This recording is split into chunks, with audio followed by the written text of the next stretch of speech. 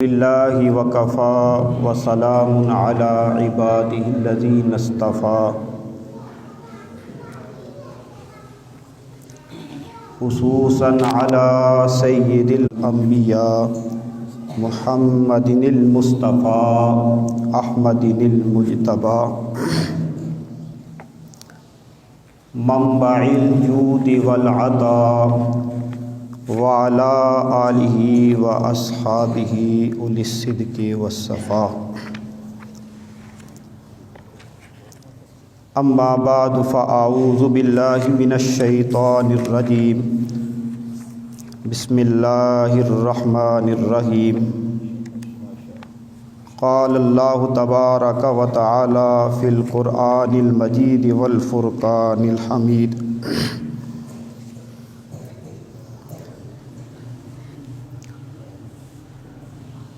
حامیم تنزیل الکتاب من اللہ العزیز العلیم غافر الذنب وقابل التوب شدید العقاب ذی الطول لا الہ الا ہو الیہ المصیر صدق اللہ مولانا العظیم ببرکات ان اللہ وملائکتہ یصلون علی النبی یا ایہا الذین آمنوا صلوا علیہ وسلموا تسلیما اللہم صلی علی سیدنا محمد وعلی آل سیدنا محمد صلاة دائمة مقبولة تؤدی بها عنا حقہ العظیم الصلاۃ والسلام علیک یا سیدی یا رسول اللہ الصلاۃ والسلام علیک یا سیدی یا حبیب اللہ الصلاۃ والسلام علیک یا شفیع المذنبین الصلاۃ والسلام علیک یا رحمۃ للعالمین الصلاۃ والسلام علیک یا خاتم النبیین الصلاۃ والسلام علیک یا جد الحسن والحسین حمد و صلات کے بعد نہایت ہی واجب الاحترام علماء ذی وقار سامعین ذی احتشام السلام علیکم ورحمۃ اللہ وبرکاتہ۔ حسب معمول ماہانہ درس قرآن بسلسلہ 11ویں شریف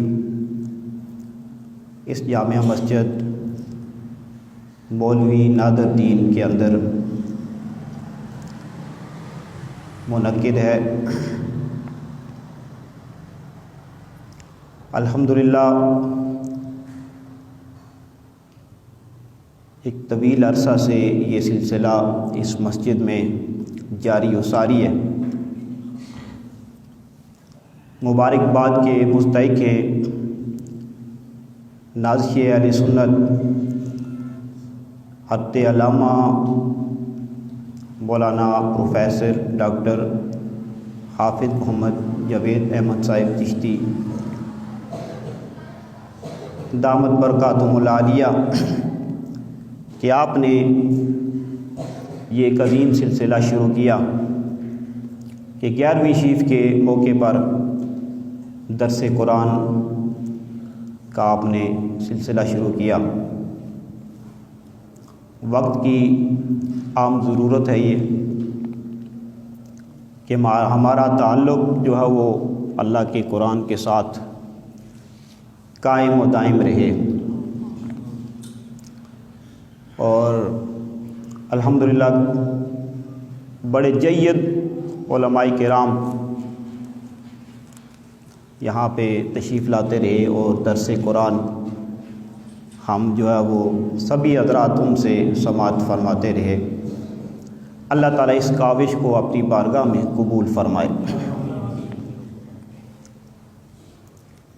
حضرات ذی وقار مسند امام احمد کے اندر حدیث پاک موجود ہے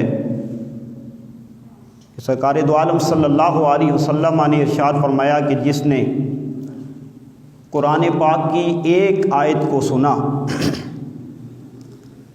ایک آیت جس نے سماعت کی قرآن کی، فرمایا مرنے کے بعد اس کی قبر میں اجالا ہوگا، روشنی ہوگی، اللہ کا نور ہوگا اس کی قبر میں۔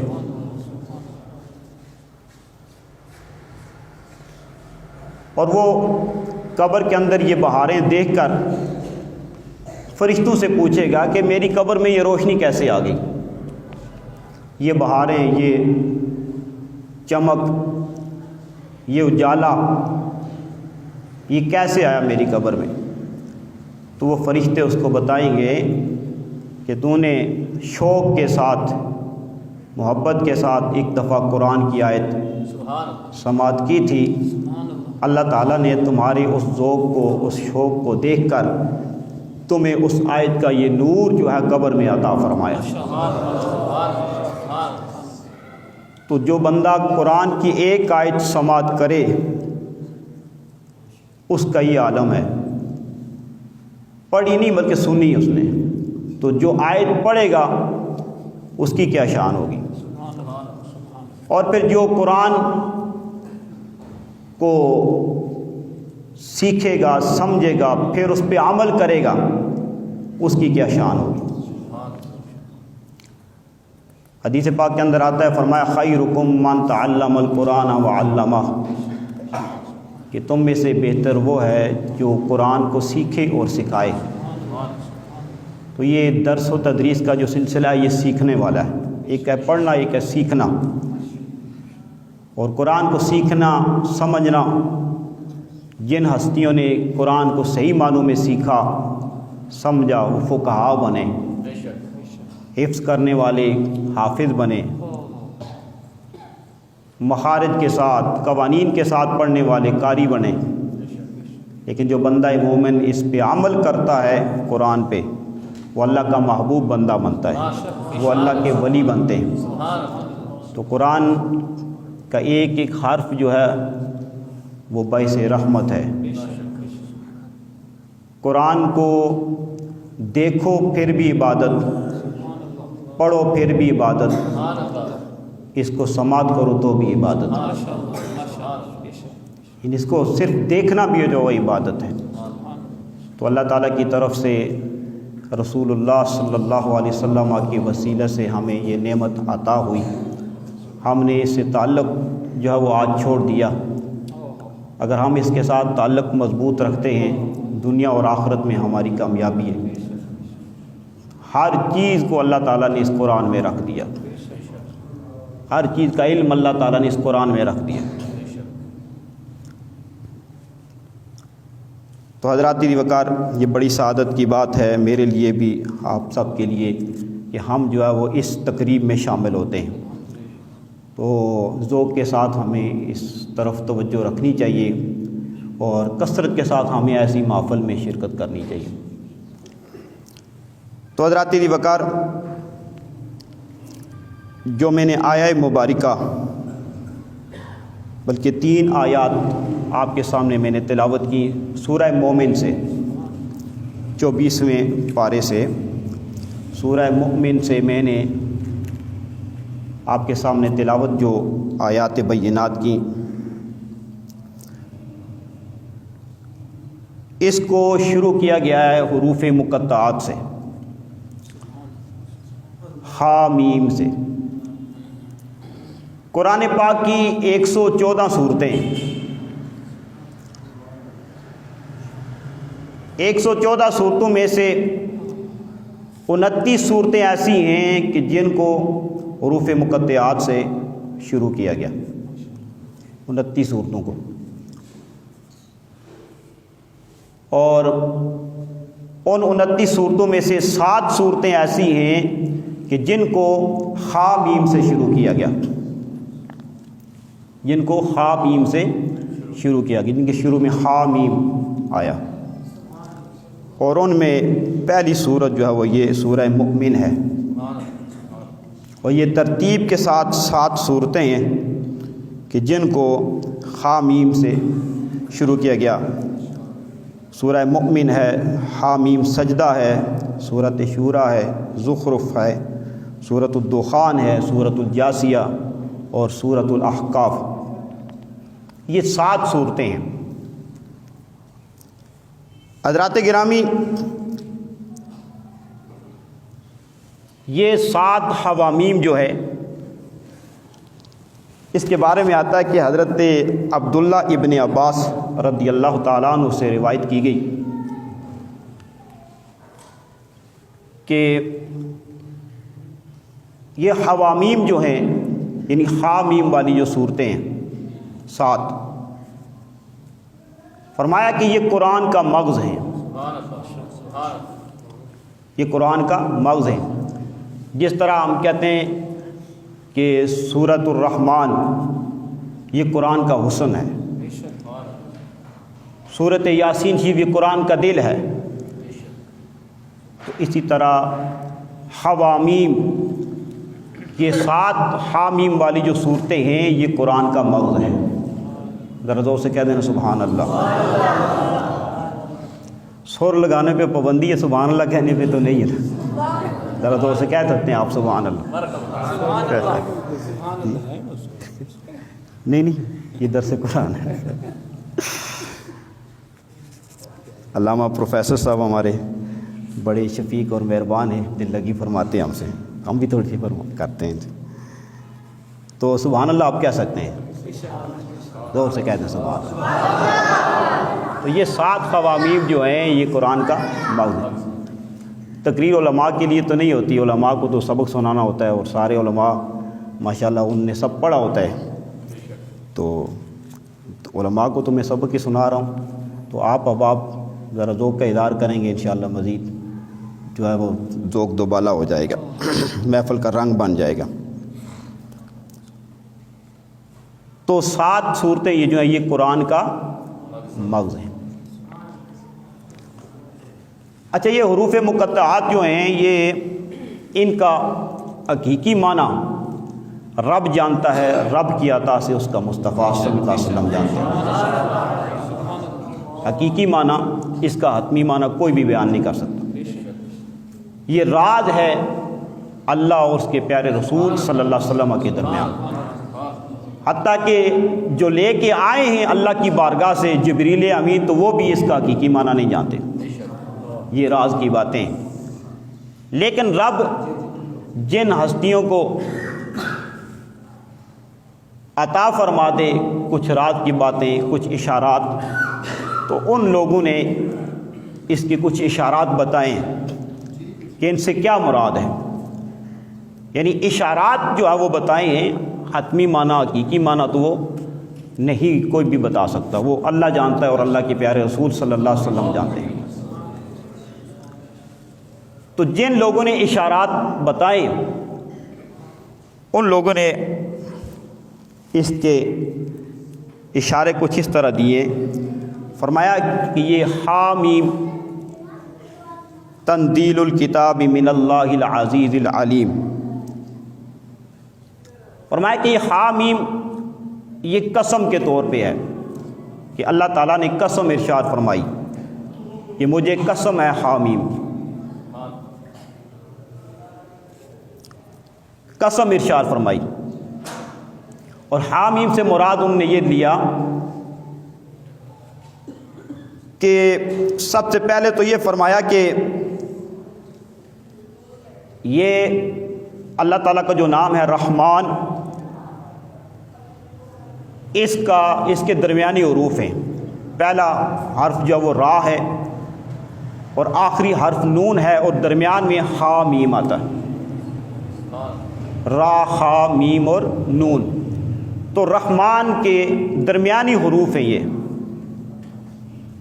اور اسی طرح فرمایا کہ محمد صلی اللہ علیہ وسلم نام نامی اس میں گرامی کے بھی نام کے درمیانی حروف ہیں، کہ حضور کا نام جو لیا جاتا ہے محمد صلی اللہ علیہ وسلم، اس میں بھی پہلا میم ہے اور آخر میں دال ہے، درمیان میں حا میم آتا ہے۔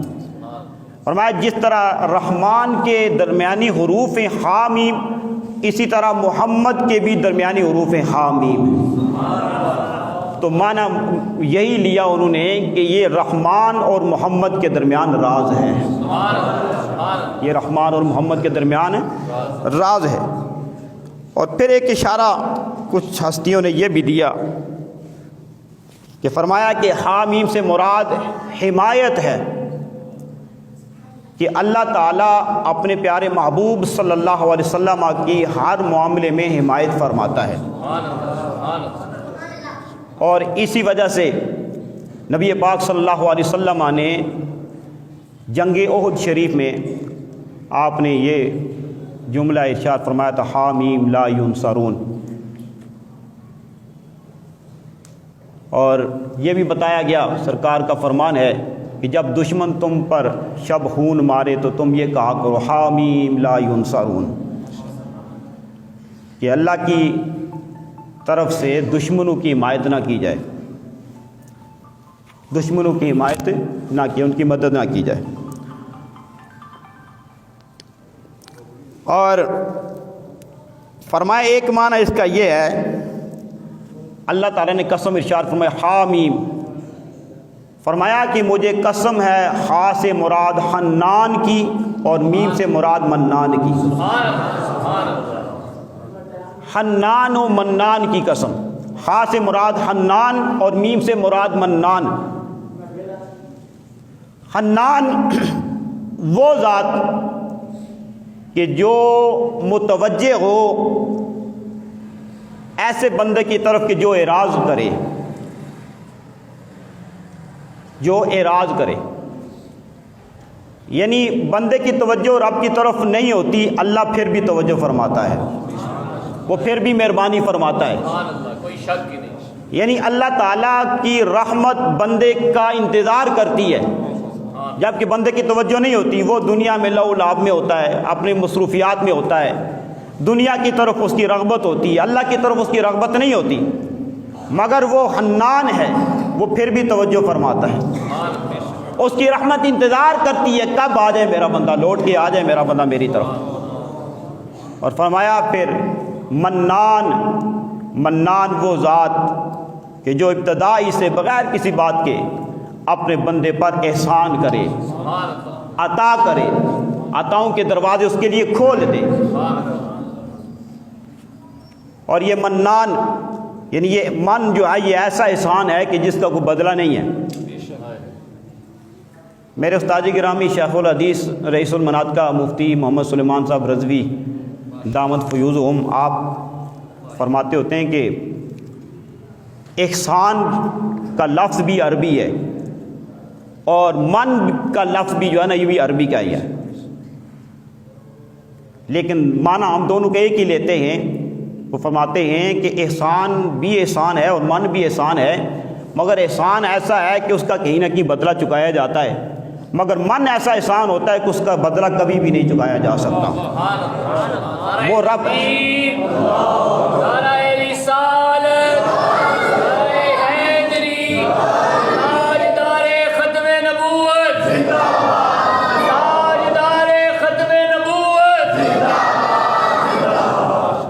فرمایا من ایسا احسان ہے جس کا بدلہ نہیں چکا سکتا انسان، کوئی بھی نہیں چکا سکتا۔ اسی لیے رب نے فرمایا لقد من اللہ علی المؤمنین اذ بعث فیہم رسولا، کہ احسان کا لفظ یہاں پہ نہیں فرمایا بلکہ اللہ نے فرمایا من اللہ، لقد من اللہ، میں نے ایسا احسان کیا جس کا بدلہ تم دے ہی نہیں سکتے۔ تو فرمایا کہ قسم ہے حنان کی اور منان کی۔ اور فرمایا کہ حامیم سے ایک یہ بھی مراد ہے کہ ہا سے مراد حق اور میم سے مراد محبت۔ گویا اللہ یہ ارشاد فرما رہا ہے کہ میرا بندوں پہ جو حق ہے مجھے قسم ہے اس حق کی، اور دوسرا فرمایا میم سے محبت، کہ مجھے قسم ہے اس محبت کی جو مجھے میرے بندوں سے ہے۔ اور رب اتنی محبت فرماتا ہے اپنے بندوں سے کہ اس کا کوئی شمار، اس کا احاطہ نہیں کیا جا سکتا۔ بس صرف اتنا ہی کہہ سکتے ہیں کہ وہ رب 70 ماؤں سے زیادہ پیار کرتا اپنے بندے سے۔ فرمایا مجھے قسم ہے حق کی اور قسم ہے محبت کی، جو تمہارے اوپر میرا حق ہے، جو تم سے میری محبت ہے۔ فرمایا حامیم سے مراد حق اور محبت ہے۔ اور حضرت ذی وقار، پھر حضرت شیخ عبدالعزیز دباغ رحمۃ اللہ تعالی علیہ، آپ نے بی ایس سے مراد لیا، اشارہ بتایا اس کا کہ ہا میم سے کیا اشارہ ہے۔ آپ فرماتے ہیں ہا سے مراد حامی و مددگار۔ اللہ نے فرمایا کہ ہم اے پیارے محبوب ہم تمہارے حامی و مددگار ہیں، اور میم سے فرمایا ہم نے تمہیں کائنات کا مالک و مختار بنا دیا، ہم نے آپ کو کائنات کا مالک و مختار بنا دیا۔ ہاں سے مراد حامی و مددگار ہے، پیارے محبوب ہم آپ کے حامی و مددگار ہیں، اور میم سے فرمایا کہ ہم نے آپ کو کائنات کا مالک و مختار بنا دیا۔ اعلی حضرت امام اہل سنت مجدد دین و ملت اشاہ امام احمد رضا خان تاجدار بریلی آپ فرماتے ہیں وہی رب ہے جس نے تجھ کو ہمتن کرم بنایا، ہمیں بھیک مانگنے کو تیرا آستاں بتایا، کہ ساری کائنات رب نے بنا کر اپنے پیارے محبوب کے حوالے کر دی، محبوب کو اس کا مالک و مختار بنا دیا۔ کملی والے آقا علیہ الصلوۃ والسلام خود ارشاد فرماتے ہیں اوتیت مفاتیح خزائن الارض، فرمایا کہ مجھے رب نے زمین کے خزانوں کی چابیاں عطا فرما دی ہیں۔ رب نے مالک بنا دیا اپنے پیارے محبوب کو، جنتوں کا مالک بنا دیا، کائنات کا مالک بنا دیا۔ کائنات کی ہر چیز میرے نبی پاک صلی اللہ علیہ وسلم کے ملک میں ہے، ہر چیز حضور کے ملک میں ہے۔ فرمایا کہ ہم تمہارے حامی ہیں، حامی و مددگار ہیں، اور میم سے ہم نے تمہیں کائنات کا مالک بنا دیا۔ اچھا، جب حضرت شیخ عبدالعزیز دباغ رحمۃ اللہ تعالی علیہ نے آپ نے جب یہ اس کا معنی بیان کیا خا میم کا، تو وہاں پہ کچھ لوگوں نے اعتراض کیا کہ یہ نہیں، ہم اس کا معنی یہ نہیں مانتے کہ کیسے حضور کو مالک بنا دیا، اعتراض کیا لوگوں نے۔ تو آپ چونکہ اللہ کے ولی تھے نا، اور امی ولی تھے، امی ولی تھے آپ کے بارے میں آتا ہے کہ ایک دفعہ ایسے ہوا کہ آپ ایسا درس و تدریس کا اہتمام فرماتے، ایسے ایسے عمیق اور گہرائی والے آپ جملے ارشاد فرماتے کہ علماء بھی حیران رہ جاتے۔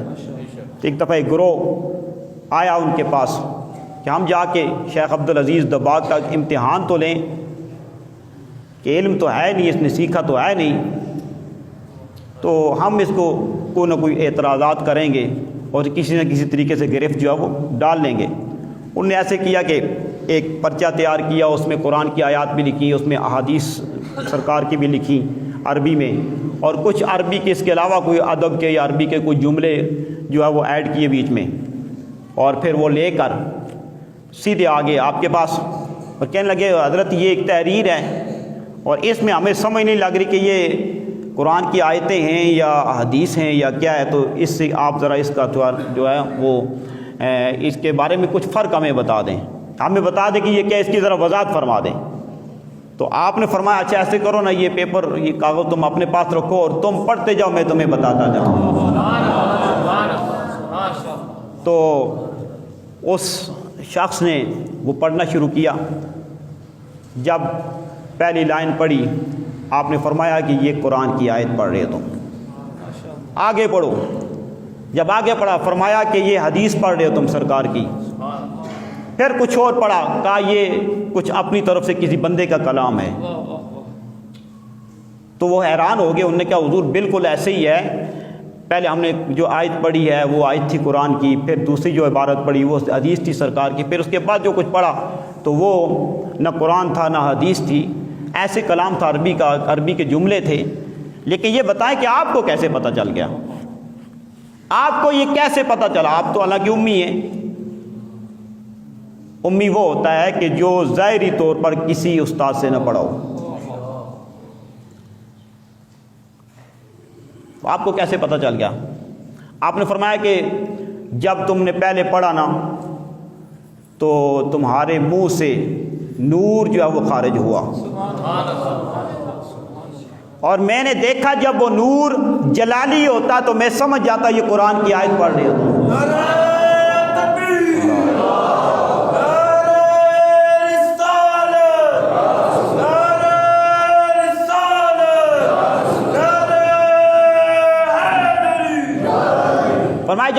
جلالی ہوتا ہے مجھے پتہ چل جاتا ہے یہ قرآن کی آیت ہے، یہ رب کا کلام ہے۔ جب وہ جمالی ہوتا ہے مجھے پتہ چل جاتا ہے یہ رسول اللہ کا کلام ہے۔ لیکن بعد میں جو جملے تم نے پڑھے ان میں سے کوئی نور خارج نہیں ہوا تمہارے منہ سے، مجھے پتہ چل گیا نہ یہ رب کا قرآن ہے، قرآن ہے کلام ہے، نہ رب کا اور نہ نبی کا کلام ہے، یہ کسی بندے کا ہی کلام ہے۔ فرمایا اس سے مجھے فرق پتہ چل گیا۔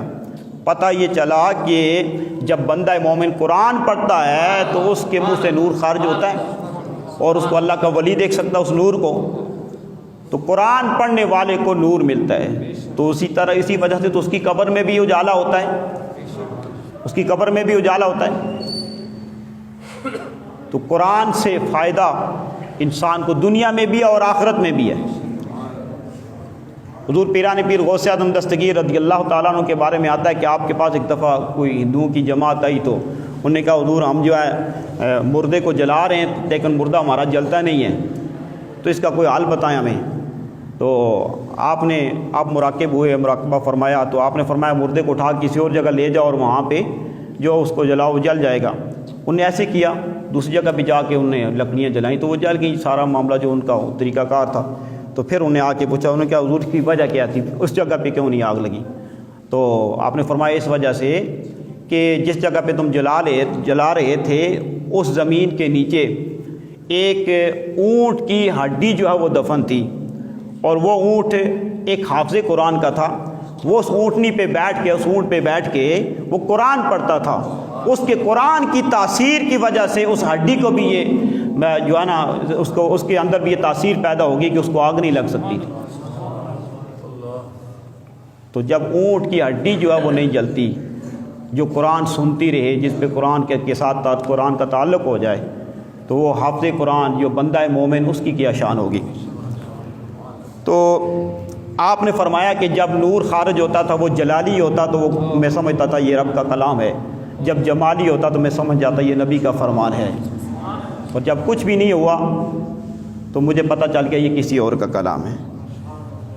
تو شیخ عبدالعزیز دباغ رحمۃ اللہ تعالیٰ علیہ، تو آپ سے جب اعتراض کے لوگوں ہیں کہ یہ آپ نے معنی کہاں سے نکالا کہ ہم تمہارے حامی و مددگار ہیں اور ہم نے آپ کو کائنات کا مالک و مختار بنا دیا، ہم نہیں مانتے اس کو، تو آپ نے فرمایا کہ اعتراض کرنے والے مجھے یہ بتا، اگر رسول اللہ صلی اللہ علیہ وسلم فرما دیں کہ یہی معنی ٹھیک ہے تو کیا پھر تم مان لو گے؟ کہاں پھر مان لیں گے؟ پاس بلائیں، آنکھیں بند کرائیں اور فرمایا دیکھو ذرا رسول اللہ صلی اللہ علیہ وسلم کیا فرما رہے ہیں۔ وہ خود کہتے ہیں کہ آقا علیہ الصلوۃ والسلام کی زیارت ہو رہی ہے مجھے، اور کملی والے آقا علیہ السلام ارشاد فرما رکھے گئے کہ عبدالعزیز دباغ جو کہتا ہے وہ سچ کہتا ہے۔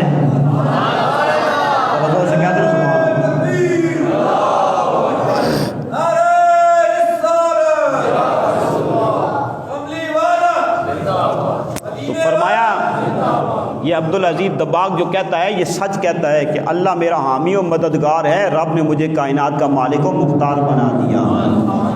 تو اسے کہتے ہیں نا سبحان اللہ۔ شیخ عبدالعزیز محدث دہلوی رحمۃ اللہ علیہ نے بھی اس کا معنی بیان کیا۔ آپ نے فرمایا ہا سے مراد حیات ہے اور میم سے مراد محمد ہے۔ وہ رب نے فرمایا کہ مجھے قسم ہے حیات محمد کی، سبحان اللہ، مجھے قسم ہے حیات محمد کی، حضور کی زندگی کی قسم ارشاد فرمائی رب نے۔ یہ شیخ عبدالعزیز محدث دہلوی رحمۃ اللہ تعالیٰ علیہ آپ فرماتے ہیں۔ تو حضرات دی وقار، نبی پاک صلی اللہ علیہ وسلم کے بغیر، سرکار کی محبت کے بغیر، آقا علیہ السلام کے عشق کے بغیر، حضور سے تعلق کے بغیر کو بندہ کہ میں قرآن پڑھوں گا اور مجھے اس سے کچھ حاصل ہوگا، ایسا کبھی نہیں ہو سکتا۔ اور میں حامیم، مجھے قسم ہے حیات محمد کی۔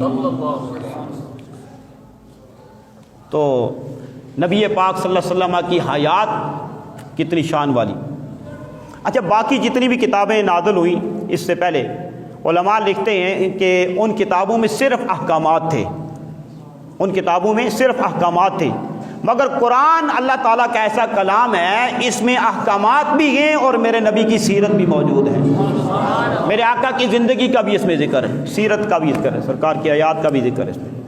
تو کہا کہ مجھے قسم ہے حیات محمد کی۔ تو بات لمبی ہو جائے گی، مختصر کرتے ہیں۔ فرمایا تنزیل الکتاب من اللہ العزیز العلیم، قسم حامیم کی کہ یہ کتاب اللہ ہی کی طرف سے نازل کی گئی ہے، جو غالب بھی ہے، جو علم والا بھی ہے، غالب ہے، سب سے زیادہ جاننے والا ہے۔ فرمایا غافر الذنب وقابل التوب، فرمایا اس کی شان یہ ہے کہ وہ گناہوں کو معاف فرمانے والا ہے، گناہوں کو معاف فرمانے والا ہے، غافر الذنب ہے، وقابل التوب، اور فرمایا کہ وہ توبہ کو قبول فرمانے والا ہے۔ اور آگے فرمایا شدید العقاب، شدید العقاب، فرمایا کہ وہ سخت عذاب دینے والا ہے۔ ساتھ ہی فرمایا شدید العقاب پہ یہاں پہ جو قرآن حضرات ہیں وہ جو اس کے رموز ہیں اس کو سمجھتے ہیں کہ یہاں پہ لا لکھا ہوا ہے، مطلب یہ ہے کہ یہاں پہ وقف نہیں کرنا، یہاں پہ وقف نہیں کرنا۔ ساتھ ہی فرمایا ذی طول، شدید العقاب ذی طول، یعنی اس کے درمیان لا لکھا کہ یہاں پہ وقف نہیں کرنا۔ خیر علماء اس کی بہتر اور قراء حضرات جو ہے نا اس کو بہتر وضاحت اس کی کر سکتے ہیں، لیکن میں جو سمجھتا ہوں کہ شدید العقاب اس کا مطلب ہے کہ سخت عذاب دینے والا اللہ تعالیٰ، تو یہ جملہ جو ہے یہ ڈرانے والا ہے، گھبراہٹ والا ہے، انسان کو جو ہے وہ تکلیف ہوتی ہے اس جملے کو سن کے کہ عذاب، اللہ تعالیٰ عذاب دینے والا ہے، لیکن ساتھ ہی فرمایا ذی طول کہ وہ فضل والا بھی ہے، گھبرانا نہیں، یہ عذاب جو ہے یہ کافروں کے لیے ہے، مسلمانوں کے لیے اللہ کا فضل بھی ہے۔ غافر الذنب، گناہوں کو معاف فرمانے والا ہے۔ کیسا معاف فرمانے والا ہے کہ اس نے مواقع دیے تمہیں، بہانے تمہارے لیے بنائے گئے کہ یہ کام کرو گے گناہ معاف ہو جائے گا، یہ کرو گے معاف ہو جائے گا، یہ کرو گے معاف ہو جائے گا، حتیٰ کہ نیکیاں کرو گے تو گناہ معاف ہو جائیں گے۔ نماز ہم پڑھتے ہیں، اللہ تعالیٰ سب کو پڑھنے کی توفیق عطا فرمائے، جو نہیں پڑھتے، جو پڑھتے اللہ تعالیٰ استقامت عطا فرمائے۔ نبی پاک صلی اللہ علیہ وسلم نے فرمایا، سرکار کی حدیث مبارکہ معروف بار آپ نے علماء سے سنی ہوگی کہ حضرت ابو ذر غفاری رضی اللہ تعالیٰ عنہ آپ ارشاد فرماتے ہیں کہ نبی پاک صلی اللہ علیہ وسلم ایک مرتبہ سیر کے لیے باہر تشریف لے گئے، موسم خزاں تھا اور پتے جو ہے وہ نازک ہوئے ہوتے ہیں درختوں کے ساتھ، شاخوں کے ساتھ، تو نبی پاک صلی اللہ علیہ وسلم نے ایک درخت کی ایک شاخ کو پکڑا، اس کو ہلایا اور پتے جو ہے وہ تیزی کے ساتھ زمین پہ سارے گر گئے۔ تو سرکار نے فرمایا کہ جو بندہ مومن نماز کا اہتمام کرتا ہے، نماز پڑھتا ہے، اسی طرح اس کے گناہ اس کے جسم سے جھڑ جاتے ہیں۔ پھر خیر ہر عمل کوئی بھی نیکی کریں گناہ معاف ہوتے ہیں۔ ان الحسنات یذہبن السیئات، نیکیاں جب آتی تو گناہ چلے جاتے ہیں، لیکن اعمال سے، نیکیاں کرنے سے صغیرہ گناہ معاف ہوتے ہیں، صغیرہ گناہ معاف ہوتے ہیں۔ اور کبیرہ گناہ کے لیے کیا ہے؟ ساتھ ہی فرمایا قابل التوب، فرمایا اس کے لیے یہ ہے تمہیں توبہ کرنی پڑے گی، وہ رب توبہ قبول کرنے والا ہے۔ کہ کبیرہ گناہ بھی تم سے ہو گئے ہیں تو پھر بھی اللہ تعالیٰ کی طرف توجہ رکھو، اس لیے رب نے خود فرمایا یا عبادی الذین اسرفوا علی انفسہم لا تقنطوا من رحمت اللہ، کہ تم سے زیادتی ہو جائے تو اللہ کی رحمت سے مایوس نہ ہو، وہ سارے گناہوں کو معاف فرمانے والا ہے۔ فرمایا قابل التوب، وہ توبہ کو قبول فرمانے والا ہے، فرمایا توبہ قبول فرمانے والا ہے۔ اور جب توبہ بندہ کرتا ہے، نیکیوں سے صغیرہ گناہ معاف ہوتے ہیں، جب توبہ کرتا ہے فرمایا التائب من الذنب کمن لا ذنب له او کما قال النبی صلی اللہ علیہ وسلم، سرکار نے فرمایا جب بندہ توبہ کرتا ہے وہ گناہوں سے ایسا ہو جاتا ہے جیسے کوئی گناہ کیا ہی نہیں اس نے، ایسا وہ قابل توب، فرمایا غافر الذنب، ایسا گناہوں کو معاف فرمانے والا ہے، توبہ کو قبول فرمانے والا ہے کہ ایسی جب توبہ بندہ کرتا ہے تو اس کے گناہ ایسے ہو جاتے ہیں جیسے وہ اس کا گناہ ہے ہی نہیں۔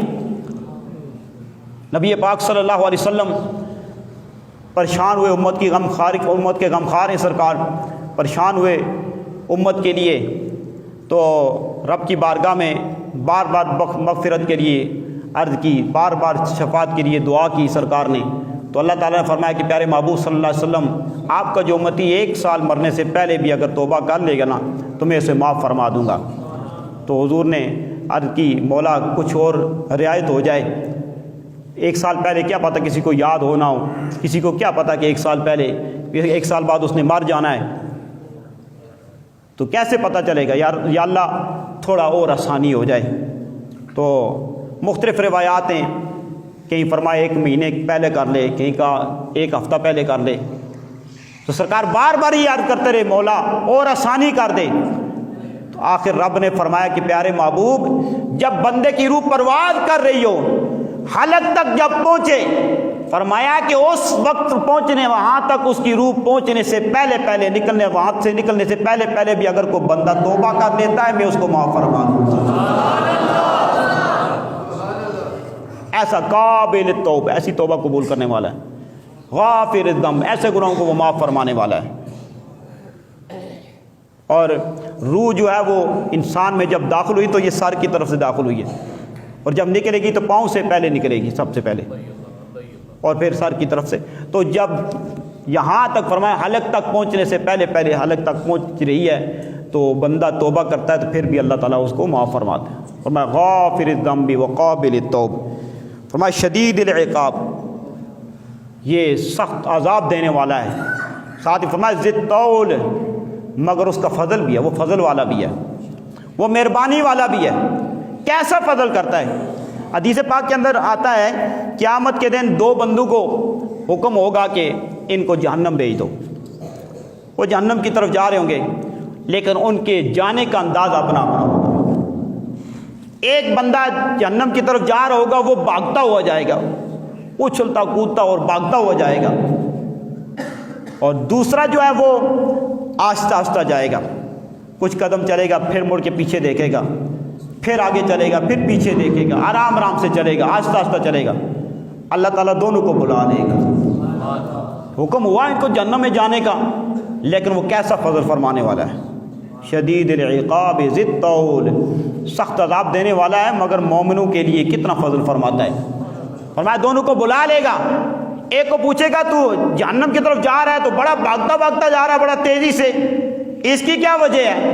اور دوسرے کو پوچھے گا تو آرام سے جا رہا ہے جبکہ میں نے تمہیں حکم دیا کہ تو جا۔ وہ پہلے والا کہے گا یا اللہ دنیا میں تو غلطیاں ہوتی رہی ہیں، نافرمانیاں ہوتی رہی ہیں، آج رب تو نے حکم دیا ہے، میں نے کہا آج تو رب کا حکم پورا کر لوں، رب نے حکم دیا ہے، اس نے کہا جہنم میں جاؤ تو بس اس کا حکم ہے، میں بھاگتا جا رہا ہوں کہ آج تو میرا رب راضی ہو جائے گا کہ میں جہنم کی طرف جا رہا ہوں۔ تو اللہ تعالیٰ دوسرے سے پوچھے گا کہ تو آرام سے کیوں جا رہا ہے، مڑ کے پیچھے دیکھ رہا ہے جب کہ تمہیں حکم ہے کہ آگے جا۔ وہ کہتا ہے یا اللہ پھر بھی تیری رحمت کی طرف ہی توجہ ہے، میری تیری رحمت کی طرف نظر ہے کہ کب اللہ تعالیٰ کی رحمت جوش میں آ جائے گی اور میری بگڑی بن جائے گی۔ فرمایا قابل التوب شدید العقاب ذی الطول، ایسا فضل فرمانے والا ہے کہ وہ سخت عذاب بھی دینے والا ہے مگر ایسا فضل فرمانے والا ہے۔ ان دونوں کو رب فرمائے گا کہ آج جاؤ، میں نے تمہیں بخش دیا، میں نے تمہیں جہنم سے آزاد کر دیا، میں نے تمہیں جنت عطا فرما دی ہے۔ وقت کافی طویل ہوتا جا رہا ہے، تو فرمایا غافر الذنب وقابل التوب شدید العقاب ذی الطول۔ تو حضرات ذی وقار، یہ رب کی مہربانیاں ہیں، رب کی کرم نوازیاں ہیں کہ اپنے بندے پہ وہ رب کتنا مہربان ہے۔ فرمایا گناہوں کو معاف فرمانے والا ہے، وہ توبہ کو قبول فرمانے والا ہے۔ ایک اور روایت لکھی ہے علامہ عبد الرحمن الشافعی الصفوری نے نزہۃ المجالس میں، فضائل میں جو ہے وہ بات بیان کی جا سکتی ہے کہ کہا کہ قیامت کے دن ایک ایسا شخص ہوگا کہ جس کو حکم ہوگا کہ اس کو جہنم میں لے جاؤ، تو فرمایا کہ اس کی آنکھ کا ایک بال اللہ کی بارگاہ میں عرض کرے گا، اے اللہ اگر تو نے اس کو جہنم میں بھیجنا ہے تو مجھے اس کی آنکھ سے الگ کر دے، مجھے اس کی آنکھ سے الگ کر دے۔ تو رب پوچھے گا کیوں؟ وہ کہے گا باری تعالیٰ تیرا وعدہ ہے کہ جس کی آنکھ سے تیرے خوف سے کبھی ایک قطرہ آنسو کا نکلا، تیرے خوف سے، تیری رضا کی خاطر ایک قطرہ نکلا تو تو اس آنکھ کو جہنم میں نہیں بھیجے گا۔ اے اللہ میں گواہی دیتا ہوں یہ ایک دفعہ رویا تھا اور وہ آنسو کا قطرہ مجھ پہ آ کے ٹپکا تھا، تو اگر اس کو بھیجنا تو مجھے اس سے الگ کر دے۔ تو رب فرمائے گا پھر تو اس کی سفارش کیوں نہیں کرتا؟ وہ کہے گا باری تعالیٰ آج بھی تیرا خوف لاک ہے، اللہ تعالیٰ آج بھی تیری حیبت مجھ پہ طاری ہے۔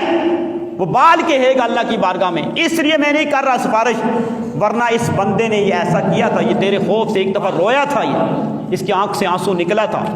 تو رب فرمائے گا جا تو بھی جنت میں چلا جا اور اس کو بھی جنت میں لے جا۔ بلکہ یہاں تک فرمایا کہ جبرائیل علیہ السلام کو بلایا جائے گا اور کہا جائے گا کہ اے جبرائیل آج حشر میں اعلان کرا دو یہ وہ بندہ ہے جس کی آنکھ کی بال کی سفارش کی وجہ سے میں نے اس کو جنت عطا فرما دی ہے۔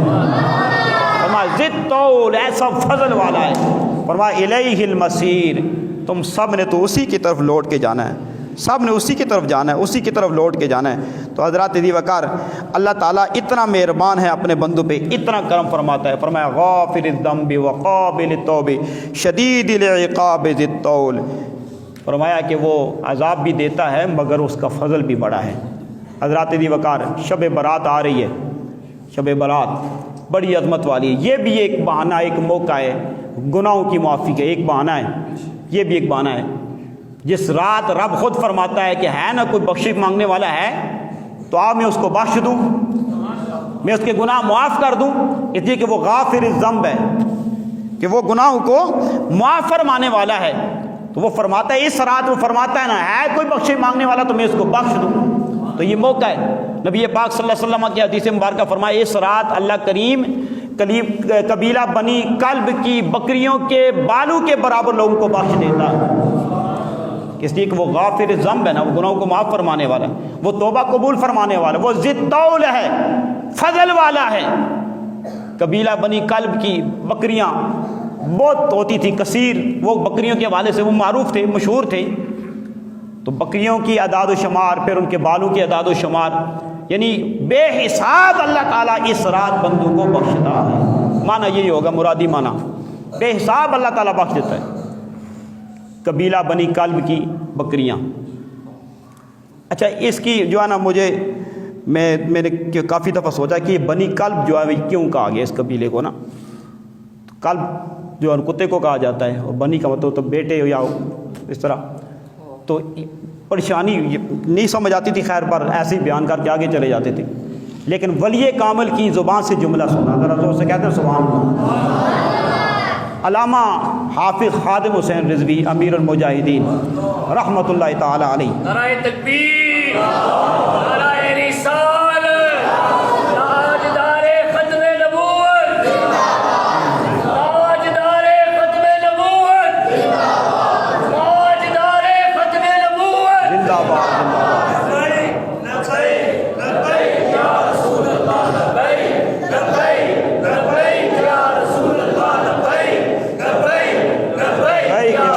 زندہ باد۔ تو آپ کی زبان مبارک سے جملہ سنا، آپ نے فرمایا کہ کتا جو ہے اس کے اندر ایک خصلت ہوتی ہے، وہ وفاداری والا ہوتا ہے۔ فرمایا کہ وہ بنی کلب جو قبیلہ تھا ان کی وفاداریاں بڑی معروف تھیں، وہ ان کی وفاداریوں میں وہ بڑے مشہور تھے، وفادار تھے، اس لیے ان کا یہ لقب ہی یہی مشہور ہو گیا۔ تو اللہ تعالیٰ اس رات اتنی بخش فرماتا ہے۔ فرمایا غافر الذنب وقابل التوب شدید العقاب ذی الطول لا الہ الا هو الیہ المصیر، فرمایا کہ وہ گناہوں کا معاف فرمانے والا ہے، وہ توبہ قبول کرنے والا ہے، سخت عذاب دینے والا ہے مگر فضل بھی فرمانے والا ہے۔ اس کے سوا کوئی عبادت کے لائق، لا الہ الا ہو، اس کے سوا کوئی عبادت نہیں، وہی ہے بس عبادت والا، عبادت کے لائق، الیہ المصیر، ہر ایک نے اسی کی طرف لوٹ کے جانا ہے۔ اللہ تعالیٰ ہم سب کا حامی و ناصر ہو۔ اللہ تعالیٰ ہم جو کچھ کہا سنا اس میں جو غلطی کوتاہی ہوگی اللہ تعالیٰ معاف فرما دے، جو ہمارے لیے قابل عمل ہو بات ہو اللہ تعالیٰ اس پہ ہمیں عمل کی توفیق عطا فرمائے، جو بات رب کی بارگاہ میں قبول ہو جائے اس کے بدلے اللہ تعالیٰ ہم سب کی بخشش فرمائے۔ وآخر دعوانا ان الحمدللہ رب العالمین۔ بارک اللہ فیک، السلام علیکم۔